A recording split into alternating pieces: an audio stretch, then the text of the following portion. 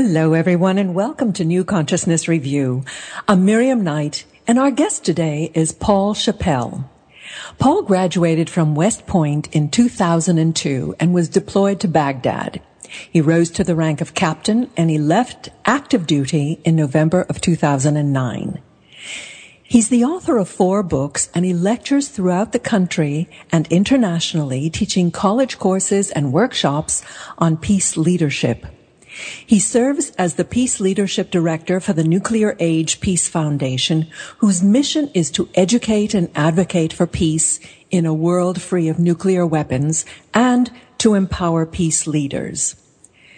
As someone who is a quarter black, quarter white, and half Korean, Paul grew up in Alabama.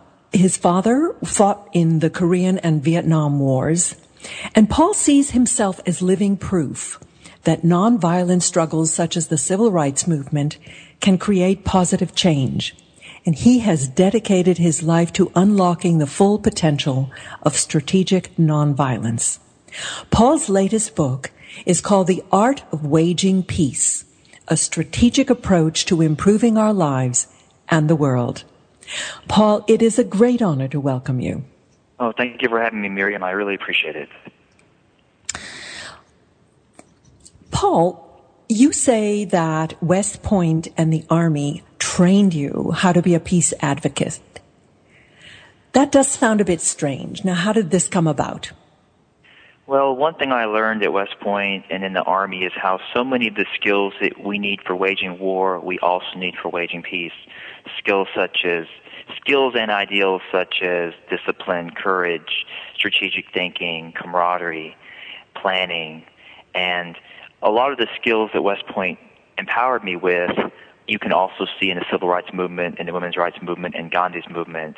And I saw how, even though there are significant differences between waging war and waging peace, there are also similarities in how we go about waging those struggles.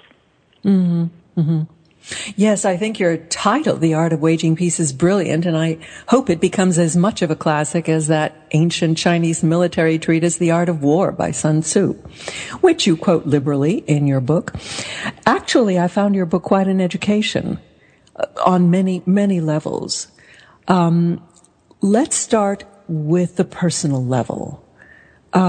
You had a really challenging time growing up in the South. You were bullied, you were beaten, and you weren't able to trust anyone until you joined the Army. I thought you drew a very interesting parallel between the support you found in the Army environment and why young people may be drawn into joining gangs. Yeah, human beings, part of our nature is searching for trust, searching for belonging, searching for acknowledgement and social interaction. We're social creatures, and social interaction, cooperation, these things require trust. And this is one reason why being betrayed is one of the most devastating human experiences. When somebody betrays you, I mean, there are people who would rather die than be betrayed by those closest to them. And when people grow up in an abusive background and they don't have a strong family structure, they don't have belonging, they don't have role models or mentors, and if they've suffered physical violence in a gang, you get community, you get people to interact with, you get the sense that these people will possibly die for you or kill for you. And I found reasons of myself joining the military, looking for trust, looking for camaraderie, looking for meaning, looking for purpose, looking for belonging. And these are, again, I want to take it to a broader level. These are universal human needs: belonging, purpose, meaning, community. And the military provides a strong sense of that through the mission, through the camaraderie, through the cooperation, and through other things the military has. Mm-hmm. You know, there was just in the news this past week the story of a veteran who shot 2 other vets who were trying to help him deal with his PTSD. And one of the things that your book refers to is the labyrinth of trauma. And you say that we must remove the societal taboos about discussing violent behavior, whether the violent behavior stems from an abusive upbringing or whether it's the result of the trauma of war, and particularly the returning vets. The trauma of war is something that we need to discuss, and I think you brilliantly portray it because you're still suffering from it, aren't you? Yeah, I think one of the misunderstood problems in our culture is trauma, especially childhood trauma, and how that can really affect people's behavior as an adult. And a lot of people aren't even aware of how their behavior is influenced by trauma. But when you look at things like really damaging, harmful addictions and violent behavior and spousal abuse and all these different kinds of things, a lot of these things do result from some sort of trauma. And getting rid of the taboo in the sense of when somebody gets malaria, nobody says, oh, that's just human nature. Or when somebody gets cancer or HIV, nobody says, oh, that's just human nature. But when people become violent, people go, oh, that's just human nature, not thinking that there could be a cause. Trauma, bullying, abuse, conditioning. If you look at the violent criminal population, the vast majority of people in the violent criminal population were abused as children. And there is a direct correlation between a violent upbringing, a traumatic upbringing, and the possibility, increased likelihood of committing violent crime. For example, if somebody's father beats up their mother, that does not at all mean that person will do that, because that person could break the cycle. But that person is at higher risk. And if that person isn't introspective and self-aware and doesn't make some sort of effort to break that pattern, that person could easily fall back into that cycle. And so it's understanding violent behavior as an illness. It has a cause, and we can understand that cause, and we can work to prevent that and make our culture and world more peaceful. One of the biggest elements that you refer to as triggering, perhaps, violent responses is a feeling of disrespect. And I think that this is really at the core, not only at the societal level, but also at the national level. Tell us about why they're so central to violence and to peace. So one thing I talk about in the book is I say how I've trained martial arts for many years, and one thing martial arts teaches you is to always respect everybody, including your opponent. Martial arts teaches you to always respect everybody, including your opponent. And the reason martial arts teaches that is the vast majority of human conflict comes from people just feeling disrespected. If you think about the times in your life when you were most angry at somebody, it was probably because you felt disrespected. So if you go through life respecting everybody, respecting people as human beings, respecting their humanity, you dramatically reduce the amount of conflict in your life. And you also greatly improve your ability to resolve conflict when conflict does arise. And so much conflict is caused by disrespect. And another great problem is that when conflicts do arise, the disrespect that we give to other people makes it so much more difficult to resolve that conflict and to heal and to create some sort of reconciliation, because during the conflict we've been disrespectful, we've become hateful, we've said things we didn't mean to say, or things we can't take back. And if we learn how to convey respect, this is one of the peace leadership skills that I teach, is how you maximize the respect you give to other people. This is one of the essential peacemaking skills and also life skills that we can use in our lives. And probably the core element in showing respect is actually listening to the other person, would you say? Right. One thing I say in the book is I say in all of human history, I don't think anyone has ever seriously said, I hate it when people listen to me, I can't stand it when people listen to me. And nobody says, oh, me and my spouse have to go to marriage counseling. The problem is my spouse listens to me all the time, and I just can't deal with it. Or my new boss is the worst boss I ever had. He's always listening to me. Everybody likes to be listened to. I mean, everybody likes that as a human being. And listening is one of the most powerful ways to convey respect. And not listening is often a cause of disrespect. And through listening, that is how we develop empathy. Because if we don't have empathy for people, we can't really hear what they're saying. If we don't have empathy, we can hear their words, but we can't really hear their emotions or their fears or their hopes or their humanity. So at the foundation of true listening is empathy. And if we were to develop this skill of empathy and listening, it would just dramatically improve our ability not just to wage peace on a national, international level, but also just have better human relationships, interact better with our coworkers, and just dramatically improve our ability to resolve conflict in our daily lives as well. I think you just have to look at the example of most of the political talk shows on television today to have a glaring example of people not listening to other people. You know, they're just kind of biding their time until they can leap in with their own point of view and seem not to listen at all and not to have any empathy at all. What do you think is at the core of empathy? How do you develop empathy?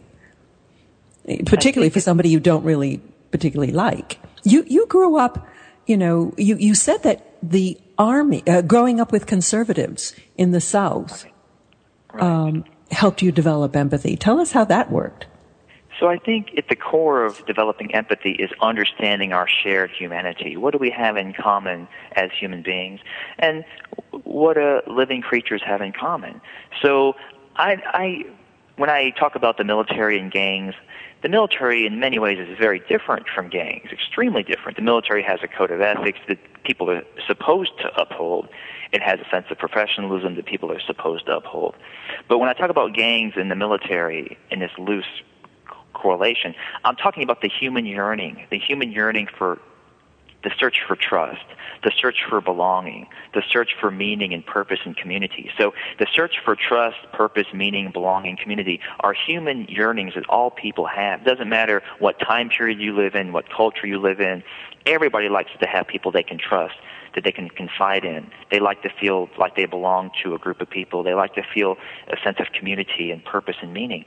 And this unites us. And this same kind of human yearning can draw people to churches, the military, activist groups, all sorts of different organizations. And the more we understand our shared humanity, the more we can look at people from different cultures and see underneath those differences. And it doesn't matter what culture you come from. We all want our families to be safe. We all want a meaningful, purpose-driven life. We all want to live in a safe community. We all want belonging. And that is where you begin to see empathy. And now dehumanization becomes much more difficult. It's much harder to dehumanize another group of people as saying, oh, these people are so different from me, when we all have these same human aspirations. Mm-hmm. Yes, you make a note in the book that when people are executed, they're generally blindfolded or have a hood over their head or shot in the back of the head, so that the executor doesn't need to look in their eyes and acknowledge their humanity. I thought that was a very powerful comment. Yes, something that executioners understand very well is you cover the head, you cover the face, it's much easier to kill people. And this is something that the Nazis understood. I'm reading a book now called Ordinary Men about how the Nazis realized that when you can see people's faces, it's much harder to kill them. When you can't see their face, it's much easier to kill them. Mm-hmm. Even Gandhi said that he regards himself as a soldier, though a soldier of peace. He was a medic in the Boer War, wasn't he? Yes, he was. In the Boer War and in the Second Zulu War, he was a medic. So what do you think he meant by regarding himself as a soldier of peace? So I think that he saw the similarities between the soldier and the activist. So when I describe activists, I will use many metaphors. I will refer to activists as artists. I will refer to activists as sculptors or painters or doctors trying to heal societal illness, trying to heal hatred. Or I'll even compare activists to musicians. But the critical metaphor that we have to use, we have to compare activists to soldiers. And what Gandhi realized is that a soldier in the military and a nonviolent activist, these are two of the only professions where you have to expect that your fellow human beings are going to try to kill you. When you become a doctor, or you work for Google, or you work for Apple, you don't have an expectation that your fellow human beings are going to try to kill you. But when you join the military, or you serve in the civil rights movement, or the women's rights movement, or Gandhi's movement, or the Arab Spring, you have to have the expectation that people will try to attack and possibly kill you. And if people don't have that expectation or that warrior mindset to deal with that, they're not going to be able to deal with that kind of pressure.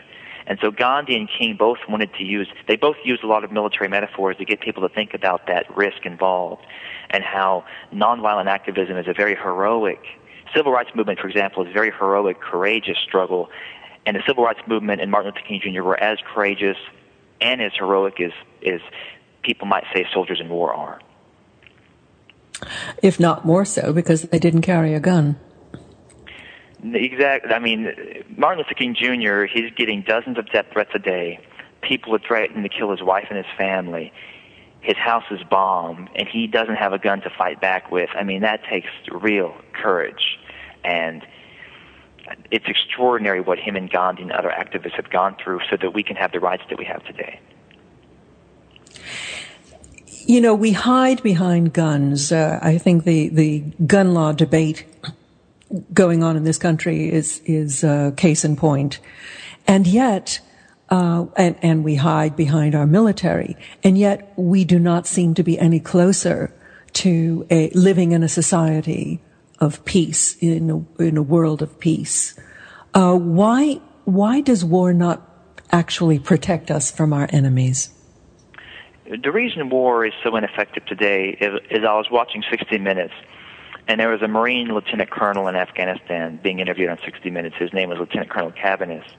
And he said if you kill 1,000 Taliban and 2 civilians, it's a loss. If you kill 1,000 Taliban fighters and 2 civilians, it's a loss. And the reason he said that is because when you kill civilians in foreign countries, you dramatically increase the amount of hatred and resentment and danger to the U.S. population. And if you look at war in the 21st century, if you look at war after World War II, the vast majority of people killed in war are civilians. You have wars in the late 20th century and early 21st century, and tens of thousands, hundreds of thousands, maybe even millions of civilians are killed. Now, what would happen if a foreign country came to America and killed American civilians? For example, September 11th. Look at how the American population reacted, or look at the attack in Boston. So we live in this mass media world where when you kill civilians on foreign soil, you will increase hatred.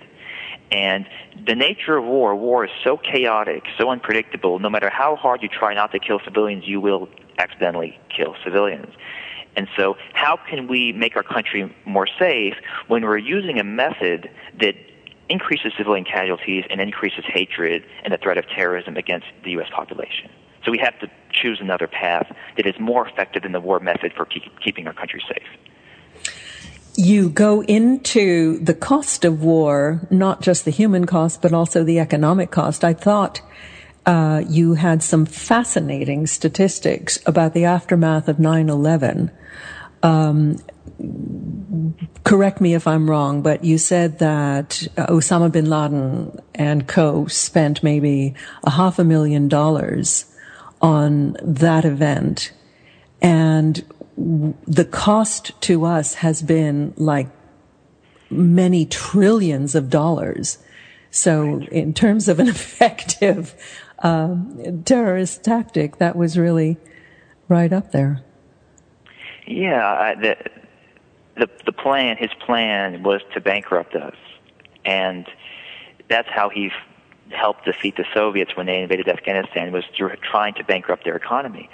And he said that he spent around $500,000 on the September 11th attacks, and we've spent trillions of dollars in the aftermath on war, homeland defense, and he said that's going to economically bankrupt us and create all sorts of economic problems and prevent us from solving many of our other problems. And he talked about how he said in this interview that was televised in Al Jazeera, and there was a Washington Post translation, he said how, in a way, him and the Bush administration are working together because the U.S. government wants to maximize profit for certain corporations in the greater Middle East through the war effort, through the opening of war fronts. At the same time, he's trying to bankrupt this. So indirectly, there's kind of this cooperation going on where he's trying to bankrupt this. You have these American corporations that are trying to maximize their profits in these war zones, which is, of course, coming out of the money from the American taxpayer, and how the economic devastation is enormous to the American people.